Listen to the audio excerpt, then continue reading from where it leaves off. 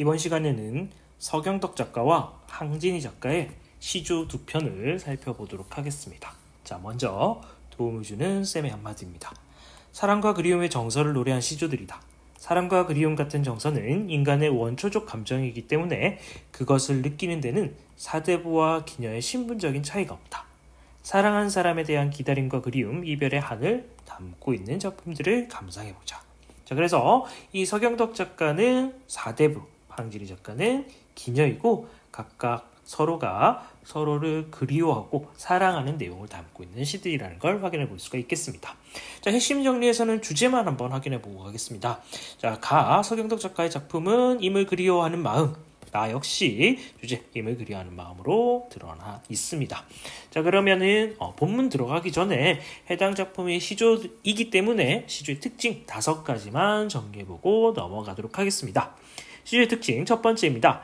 3장 체계 3장 6구 45자 내외의 특징을 가지고 있는데, 여기서 3장이라고 하는 건 초장, 중장, 종장 이렇게 세 줄로 구성되어 있는 것을 3장 체계라고 얘기하고 6개의 구로 구성되어 있습니다. 마음이 어린 후니 하는 일마다 다 어리다 해서 하나의 장이 2개의 구로 구성되어 있기 때문에 총 6개의 구가 있다는 거. 그리고 글자 수는 45글자 내외로 설정이 되어 있습니다.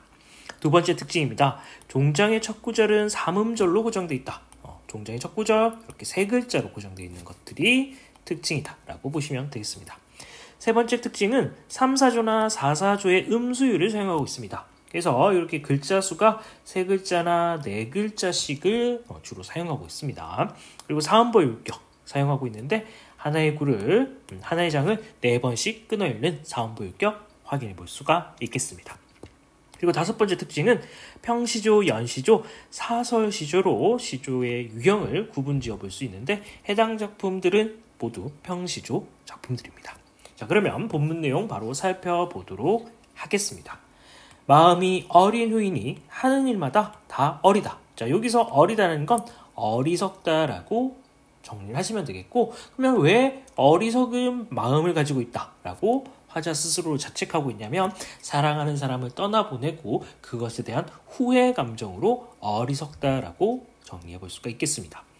자, 중장입니다. 만중운산에 어느 님이 오겠냐마는, 만중운산은 깊은 산속이라는 의미고 현재 화자가 머물고 있는 곳입니다. 그러니까 나는 지금 깊은 산속에 들어와 있는데 이미 올 수가 없을 것 같다. 기대감을 낮추고 있는 표현이다 라고 보시면 되겠고, 그 서리법도 확인해 볼 수가 있겠습니다.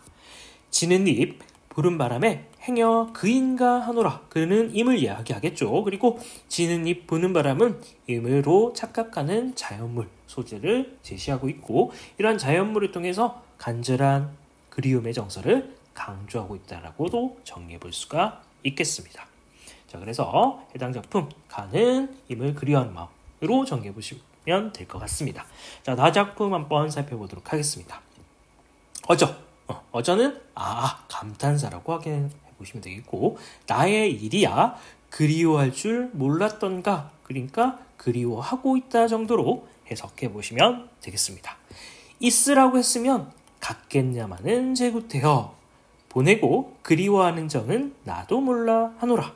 자, 그래서 여기서 중요한 감정은 그리움의 감정이겠죠. 그런데 해당 작품은 여기 중장과 종장을 어떻게 해석하는가에 따라서 시의 해석이 2가지로 나누어질 수 있습니다. 그래서 중의적 해석이 가능하다라고 얘기할 수 있는데, 첫 번째 중장만을 도치법으로 해석한다는 건 이 부분을 이렇게 끊어서 해석한다면 그러니까 제구태여 갔겠냐마는 이렇게 해서 이미 굳이 떠났겠냐마는 정도로 해석할 수가 있겠습니다.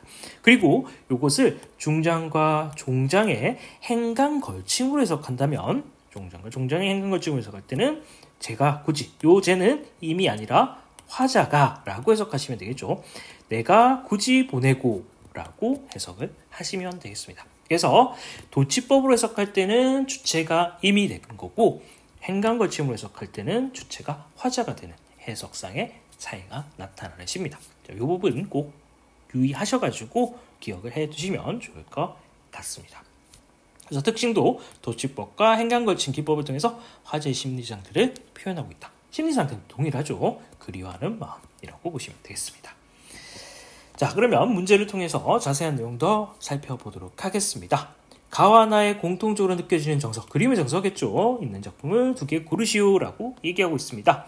자, 3번과 5번이 정답인데 3번 보면 맷버드, 버드나무를 골라 꺾어서 보내노라 님의 손에 주무시는 창밖에 심어두고 주십시오. 밤비에 새잎과 꽃이 나거든 날인가 여겨 주십시오. 그래서 이 맷버드를 통해서 임에 대한 그리움의 마음을 드러내고 있습니다. 5번 산은 옛 산이로되 물은 옛 물이 아니구나. 밤낮을 흐르니 옛 물이 있겠는가. 인걸 사람도 물과 같아서 가고 아니 오노메라. 자, 마지막 부분을 통해서 임에 대한 그리움을 확인해 볼 수가 있겠죠. 물처럼 떠나버린 임에 대한 그리움의 정서를 드러내고 있다는 거 확인하시면 되겠습니다. 1번 보면 윤성도 작가의 작품입니다. 술잔을 들고 혼자 앉아서 먼 산을 바라보니 그리던 님이 온다 하는 반가움이 일하겠는가. 이 부분에서 이제 착각할 수 있는데 이것은 임에 대한 그리움이 아니라 산을 바라보고 있는데 이런 산을 바라보는 반가움, 즐거운 마음이 크다라는 걸 임과 대비해서 드러내고 있다. 그래서 자연 친화적 태도, 산을 바라보는 즐거움에 대해서 강조 효과를 드러내기 위해서 이 표현을 쓰고 있는 겁니다. 말씀도 웃음도 아니하여도 주어가 생략되어 있죠. 산이 말도 하지 않고 웃지도 않아도 못내 좋아하노라 라고 정리하시면 되겠고, 자, 두 번째 시입니다. 대추불 붉은 골짜기에 밤은 어찌 떨어지며 별을 벤 구루토개는 개는 어찌 내리는가.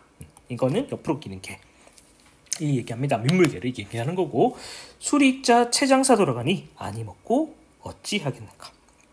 그래서 요 시는 가을날의 풍요로운 풍경에 대해서 이야기하고 있습니다. 그래서 술을 마시면서 가을날을 즐기고 있습니다. 4번 눈을 맞아 휘어진 대나무를 누가 굽었다고 하던가. 굽을 것이면 눈 속에서 푸르겠는가. 그래서 이 대나무의 푸르름, 지조절기에 대해서 예찬하는 시다라고 보시면 되겠습니다. 아마도 추운 계절 속에서 고고하게 절개를 지키는 것은 너뿐인가노라. 너는 대나무고 이 대나무의 지조절개 예찬 정도로 해석하시면 될 것 같습니다. 자, 2번 나에 대한 설명으로 적절하지 않은 것은 정답은 2번입니다. 임의 요청에 따라서 어쩔 수 없이 이별한 일을 노래하고 있다. 이거는 확인할 수가 없었죠. 1번 여인으로서의 자존심과 힘에 대한 사랑의 사이에서 갈등을 표현하고 있다. 그렇죠. 있으라고 했으면 굳이 갔겠냐라는 갈등의 내용이 있었습니다. 감탄사로 시작해서 어전의 일이야 있었죠. 화제 심리를 잘 표현하고 있다. 시적 화자는 자신의 처신에 대해서 후회하고 있다. 그렇죠. 첫 번째 줄에서 그리할 줄 몰랐던가 후회 감정이 드러나고 있었습니다. 섬세한 여성적 정서가 잘 드러내고 있다. 그래서 해당 작품의 화자가 여성이기 때문에 여성적 정서 확인해 볼 수가 있겠습니다. 자, 3번 기억과 보기에 비추친 부분의 공통점으로 알맞은 것은, 자, 그립다 말을 할까 하니. 자, 이거는 행간걸침에 대한 문제입니다. 행간걸침이라 하면 위에 행과 밑에 행이 이렇게 이어져 있는 내용을 이야기합니다. 그래서 4번 인위적으로 시행을 배치해서 해석의 묘미, 해석을 다양하게 할 수 있는 효과가 있다라고 정리하시면 되겠습니다. 자, 그 다음 서술형 문제입니다. 자, 1번 가에서 시적 화자를 착각을 유발하는 대상을 찾아 쓰시오 라고 해서 여기 마지막 종장이 있었죠. 지는 입과 부는 바람 두 가지를 통해 가지고 화자가 임으로 착각하는 소재 잘못 두 개를 제시하고 있었습니다. 그리고 효과는 임에 대한 간절한 그리움의 마음, 이렇게 정리해 보시면 될 것 같습니다. 자, 가와 나의 갈래상의 특징 두 가지 이상 쓰시오. 형식상의 특징만 서술하시오. 내용상의 특징은 빼고 적어야 합니다. 첫 번째, 3장 6구 45자 내외. 그래서 3개의 장과 6개의 구자, 45글자 고정이 되어 있었죠. 그리고 사음불격 쓰고 있었고, 종장의 첫 음보는 삼음절, 그래서 3글자씩으로 고정되어 있다는 거 확인해 볼 수가 있었습니다. 자, 세 번째, 기억을 현대어로 풀이해서 쓰시오. 두 가지 의미. 자, 제거태어. 여기는 도치법으로 해석하느냐 행간걸침으로 해석하느냐에 따라서 해석이 달라졌겠죠. 도치법은 이미 굳이 떠났겠냐, 행간걸침으로 해석한다면 내가 임을 굳이 보내고 라고 해석을 적어두시면 될 것 같습니다.